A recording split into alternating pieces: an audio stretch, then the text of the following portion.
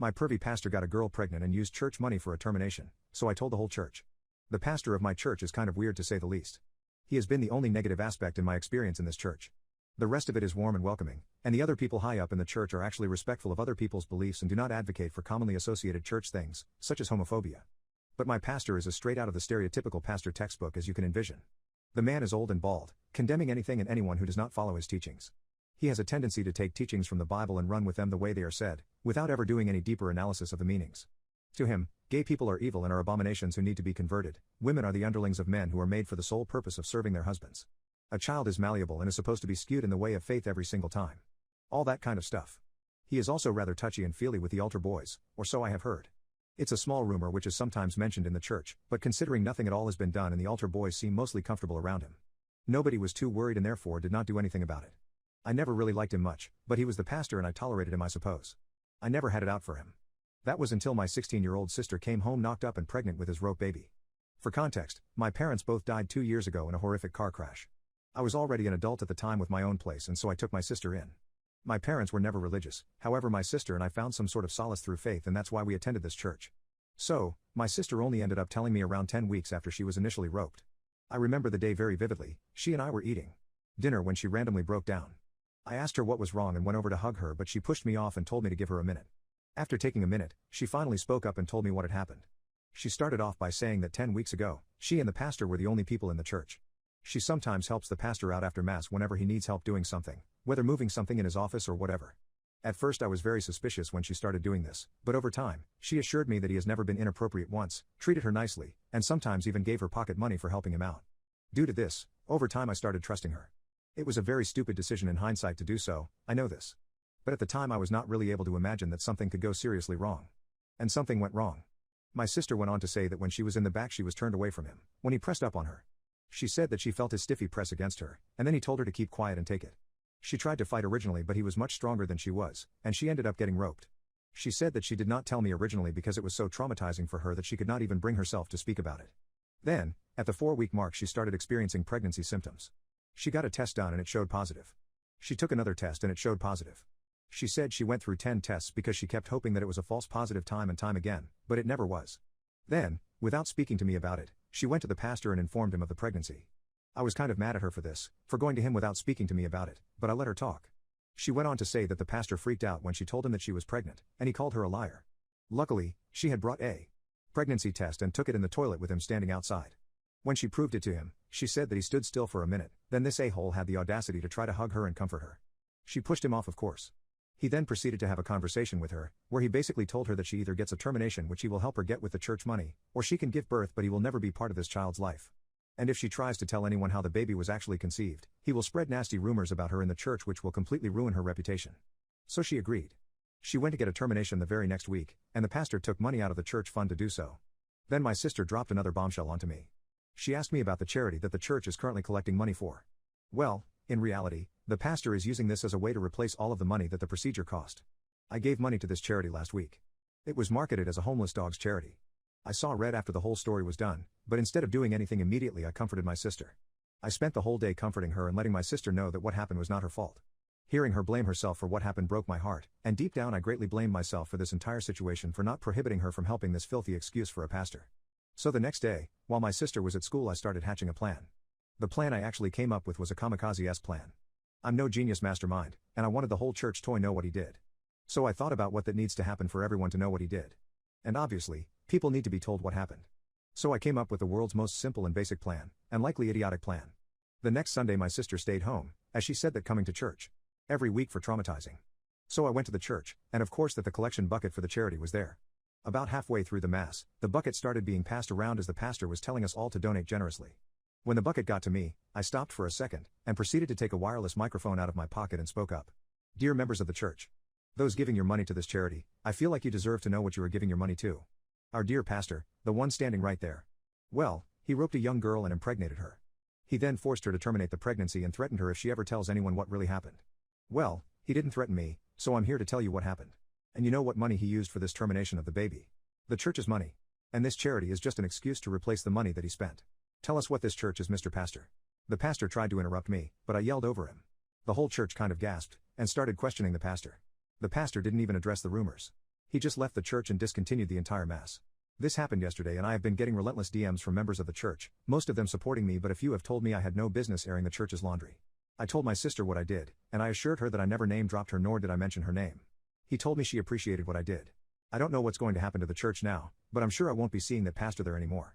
It's been a few months since I exposed my pastor who impregnated my 16-year-old sister and forced her to get a termination. Since that incident happened, my pastor has not been back in our church, and our church got a new pastor. This pastor seems a lot less touchy with everyone, and kind of aligns his values with the values of the other people in church. The most exciting part of this update, however, and probably the main reason that I'm writing this, is that the pastor has been sent to prison for the rope of my sister. My sister and I reported the incident to the police, and the accusations were taken very seriously. Of course the pastor denied this ever happened, but when my sister brought up the fact that church money was used, the finances of the church were combed through and finances matched up perfectly with what my sister had told me. The fake charity was exposed too, and considering that this is illegal, the pastor was quite in some trouble. The way that the pastor's guilt was proven in all of this broke my heart. One of the former altar boys, a 12-year-old, came forward and said that the pastor had been very inappropriate to him also. There was too much evidence stacked against the pastor, between the two victims, the missing finances in the church's fund, my sister's name in the hospital records for the termination, and the fake charity. The pastor ended up getting 10 years in prison, which was an outcome I am very pleased with. My sister and I are attending the same church, and things seem to be going okay. My sister is in therapy right now and she seems to be on a path to healing. My insane 18-year-old son tried to torture and unalive our family dog, so I beat him to a pulp. My 18-year-old son has been a nightmare to deal with since the day he was born. Even as a baby he screamed and cried more than other kids, as a toddler did not understand and why boundaries that were set upon him, bit and kicked both my wife and I constantly, smashed plates in the house. We tried our best and we really did love him, but it's hard when your kid gets expelled from kindergarten for attempting to light his classmate's hair on fire with matches which he brought into school behind our backs. At age 9 got diagnosed with antisocial personality disorder. Essentially, he's a diagnosed psychopath. He got diagnosed after being expelled from a school for the 4th time. This time he snuck behind a girl and cut her undies open underneath her skirt with a pair of scissors. This was apparently the 3rd instance he has committed something so genius to this particular girl. That's what we were told anyway, we never heard it from the school before or from him. So, our son never attended school and has no education past the 2nd grade. His mother tried to homeschool him, but that tenure ended when our son slapped her for giving him homework. As of today, our son is 18 and life with him has been a nightmare. My wife and I are both so exhausted from 18 years of dealing with this, and the only two lights in our lives right now are each other and the family dog. We got the dog a couple odd years ago, and our son despises this dog. I've seen him play way too rough with the dog sometimes, pretend to sock the dog only to stop his fist an inch away from his face, all that kind of stuff. I've told him to cut it out more times than I can imagine, and it was over the dog that a year my son and I got into our first ever physical altercation. This was by far not the first time he has hit me, but it was the first time I responded with violence. So our dog was upstairs, he likes to sleep there. I was downstairs, my wife was out of the house, and as far as I was concerned my son was out of the house too. Well, I heard my dog yelping, then growling, then barking, as if he was being hurt or there was somebody in the house. Of course I ran to check it out, but I grabbed a knife before I did in case I had to deal with an armed intruder. When I ran upstairs, I see my son standing in the room, his hand wounded and the dog biting him over and over. I told my dog to stop immediately and told him to get out of the room, and like a good boy he did. My son screamed, "You're putting that effing dog down." He bit me, and he held up his hands to show me the wound, which wasn't even that severe. I responded telling him no, and asking him how he was even here in the first place. The window was open, but this was the 2nd story. My son can't double jump like Mario. I stole an effing ladder then climbed in here. I hate that stupid dog, I just wanted to play with him. I told him that stealing a ladder is idiocy as well as a crime, and he better bring the ladder back right away before he gets arrested like the idiot that he is. Calling him an idiot angered him, and he swung at me. He was 17 years at this point and I had not once laid a hand on him, not when he burned me or my wife, bit us, socked us, threatened to sock my wife in the belly when she was pregnant a few years ago, which caused her so much stress she miscarried. Never have I laid hands on him, but when he swung at me this time, all the years of rage came out and I swung back. My punch connected and he fell onto the bed, proceeding to cuss and yell at me. That's how our argument was solved that day. It's weird, because ever since he got hit that day, he acted a lot better for a while. Maybe he had finally realized that his actions have consequences? Yeah, sadly that was not the case.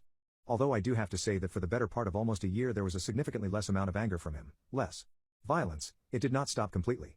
He would still get super angry during full moons. He says full moons bring out the worst in him. We also suspect he has schizophrenia. So, it was during one of these full moons that he tried to end the life of our family dog. It happened just last week, and the memory is still clear and fresh in my head. My son was out for the night, and my wife and I were sleeping in our room, and the dog was sleeping in the room next to ours. I was awoken by an ear-piercing squeal of my dog. This was a clear cry for help. My wife woke up too, and I grabbed my firearm from my bedside locker and ran into where my dog was. What do I see there? My son, holding a knife. With it, he is wounding the dog in its belly over and over, but not enough to unalive it, just enough to draw red as he's holding him down by the neck. I didn't have the strength to point my firearm at my son, so I just screamed for him to stop. My son was clearly intoxicated, his eyes shifted a lot and he seemed jittery. When I screamed for him to stop, he did not. Instead, he took out a match and lit it, then held it against the dog's tail. The dog let out a heartbreaking squeal and tried to get away, but to no avail. When I say this, I couldn't take much more. My wife was standing beside me frozen, and I ran over and pistol whipped my son as hard as I could. He instantly let go of the dog and I managed to grab the match out of his hand and put it out. My son was clutching his face now, and I pistol whipped him again, and again. I told my wife to leave the room with the dog and so they did. I spent the next few minutes viciously laying into my son. All the years of abuse poured out, all the hatred I have for him amplified heavily, but the action he just attempted to commit. I kept socking him over and over, even when he was on the ground, I did not relent. By the end he was very, very wounded, but conscious. I told him that I'd give him 2 weeks to get the F out of the house or else I'll do this again to him. I should have known my son would not go down without a fight. The first trying he threatened was to sue me for the assault, and I informed him that we have cameras in the house and the cameras can show him once again, getting a ladder, climbing in the house, then proceeding to try to torture our dog, and as a homeowner I was simply protecting my own home. He seemed to realize he could not get much out of suing. The next thing he told me is he will burn our house down. That's where I got him. You see, this was a conversation I went into with the intent of riling him and making him threaten us, and due to this I was audio recording the whole thing in case he posed a real danger to my wife and I. The recording would allow me to go to the police. I told him this and he tried attacking me again, but I was able to push him off and he left the house threatening to burn it down again. That same day, I discussed it with my wife and we went to the police. My son, despite only being 18, has a huge criminal record. He is known by the local police department. He spent 6 months in juvie at age 14 for robbing an old lady's purse. That's not the only thing he's done to get himself on record, but it's just an example. I gave the police officer the recording to listen to and explain the background of the situation. The whole thing took a few hours, and we left. We didn't hear from my son until the next morning when he called us from jail. And it wasn't because of his threats to us that he got arrested. Well, last night after leaving our house he went to his best friend's place. His best friend is just as much of a degenerate. His best friend told him that he has an idea. Recently, one of the best friend's well-off aunts moved quite close by, maybe an hour and a half walk. The best friend suggested pulling off an armed robbery. Of course my son was super into this idea. So the reason my son was in jail was because he was facing charges of aggravated assault of the aunt as well as armed robbery. He demanded we bail him out and hire a good lawyer. But we of course aren't going to do that. Our son will be sent away for a long time, and as weird as it is to admit, my wife and I are both excited. My manipulative fiancée keeps creating fake scenarios in her head and getting mad at me because of them. Recently she crossed the line and I broke off the engagement. My girlfriend Sarah is wonderful in many ways, but she has one terrible habit which drives me crazy. She likes to ask me dumb questions and see my answers. If she doesn't like the answer she receives from me, she gets angry or sad. She asks questions like, hey, what if I'm unable to have intimacy for the rest of my life and unable to have children? Will you still marry me? I try to answer emotionally or make her happy, but she always forces me to answer rationally and expects me to be honest. But if I give her a rational answer, she gets mad or sad, saying I only love her because of her body and I only want her for intimacy. She also makes up these fake scenarios, wants me to answer rationally, but gets angry when I do so. Around a month ago she convinced me that one of her co-workers was a stalker, and that he was stalking her. I spent the whole day stressing out, taking the next day off work to collect as much information as I can about this guy and constantly worrying for her, as she insisted she goes to work. At the end of the night she told me I had passed the test, and there was never a stalker to begin with, she just wanted to see what I would do in such a scenario. Most of the time it's not scenarios like these, but rather just questions. These questions do get annoying nonetheless. I tried to talk to her, saying, babe please. I hate these questions. I can understand stupid ones like would you love me if I was a worm? But these questions are serious, and I can't handle these extra dramas. I really love you, but I just want to relax and spend some quality time with you after work. She did not take what I said to mind at all. Recently, she crossed a line. One of my coworkers was badly roped and hurt, and she was in the hospital for a week. The boss gave her PTO for 2 months. She and her husband both broke down emotionally. She is scared to even see a man, and her husband can't tolerate the pain she is in. I took him to a bar a few times, every time he cried because of what happened to her and how he failed to protect her. Their marriage is falling apart. Sarah knew everything about these events. So a few days ago, after I came back from work and was relaxing on the sofa, she came to me and out of nowhere brought up my coworker's story and asked me, Babe, will you still love me if I get roped and unable to come close to you for years? Will you still love me? My answer was yes, I will be there for you. But she kept pushing, asking, What if they made me pregnant? What if they injured my private parts? I was getting more and more annoyed and angry because rope is one of the biggest tragedies that can happen to a woman and she was essentially mocking it. She somehow created this scenario in her head, a very realistic depiction of it, then would not take my I would still love you as an answer. She kept pushing, going into detail telling me to imagine 3 grown substance addicts roping me as I scream for help and tears roll down my face. And in the aftermath I'm unable to communicate or make love. When she said this, I said I was done. I took off my engagement ring and said I am done with you. I work 12 hours a day, but I still try to find time to do something for you. I try to buy you flowers, take you out on dates, try to buy everything you ask, cook for you often, and do everything I can to make you happy. All I asked for in return is peace and positive energy. I can't take these games anymore, and I can't apologize every time for some fake scenario you created in your head. I can't handle that extra stress. I walked out of my house. She kept screaming at me and crying loudly. I am currently staying at my mom's home. She kept calling me and texting me. I didn't answer. So, we all had a family meeting. My girlfriend Sarah's mom, dad, her aunt, uncles, and grandma all came to my home. Sarah came too, but they told her to stay in the car. We had a long discussion. I explained everything that's been happening about the what-if questions and how she got upset with my answers. They were very supportive, they always treated me like their own son, and today was no different. After I expressed my anger and sadness, they asked if Sarah could come in because she wanted to say something. They said she was completely broken down and never expected I would actually walk out like this. She didn't eat, shower, or do anything in the last 48 hours. She came in, and it was true, her eyes were bright red, she had messy hair, and she was in the same dress I left her in. She hadn't even changed. She cried and wanted to come towards me, but her mom stopped her. Her mom made her explain herself and the true reason behind her what-if questions and dumb scenarios. To summarize, she said that she was way too young to get married, and she never really grew out of our childhood friendship. She is the child of my mother's best friend. She used to do pranks, throw cold water at me, or say stupid things to embarrass me when we were kids. The reason for those what-if questions was to irritate me, but she never realized her questions turned from stupid stuff to horrifying questions. She never expected me to be this much traumatized by it because to me, this was a real relationship turning into marriage, but in her mind, she was dating her childhood friend and started to live with him. Both of our parents apologized to me because they were so happy about our relationship that they forgot she might not be ready to be married at all. She is young, and this is her first relationship as well, just like me. After hearing all of this, my anger calmed down a bit, but the damage was already done. And by looking at Sarah, I can say she realized it too. I've never seen her in such a state ever in my life. But I wasn't ready to go back, and her parents didn't beg or force me either. But, she told me she was willing to do absolutely anything to win me back. This was a wake-up call for her, and she realized what she had done. So I said the marriage is off the table now.